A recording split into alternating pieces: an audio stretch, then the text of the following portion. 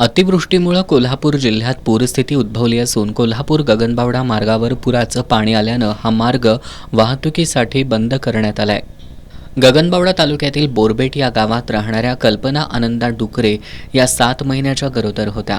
अचानक प्रसूतीच्या वेदना सुरू झाल्यानं त्यांना गगनबावड्यातील ग्रामीण रुग्णालयात दाखल करण्यात आलं। मात्र या ठिकाणी उपचार होऊ शकत नसल्यानं डॉक्टरांनी त्यांना पुढील उपचारांसाठी CPR मध्ये दाखल करण्याचा सल्ला दिला। कोल्हापूर गगनबावडा मार्गावरील आसळज, पडवळवाडी, शेणवडे या ठिकाणी पुराचं पाणी आल्यानं या गर्भवती महिलेला उपचारासाठी CPR मध्ये दाखल करण्याचं मोठं आव्हान होतं।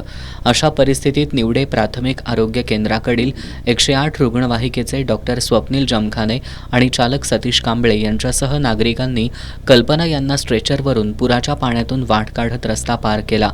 त्यानंतर 108 रुग्णवाहिकेतून त्यांना CPR कडे नेलं जात असताना कल्पना यांची प्रसूती होऊन नवजात बालकाचा मृत्यू झाला। कल्पना यांची प्रकृती स्थिर असून त्यांना उपचारासाठी CPR रुग्णालयात दाखल करण्यात आलंय। या घटनेबद्दल हळहळ व्यक्त होतीये। कल्पना यांची प्रसूती निर्धोकपणे पार पडावी यासाठी डॉक्टर स्वप्नील जमखाने आणि रुग्णवाहिका चालक सतीश कांबळे यांनी केलेल्या प्रयत्नांचं कौतुक होतंय। कल्पना यांचं बाळ वाचू शकलं नाही, पण त्यांच्यासाठी हे दोघे देवदूतच ठरलेत।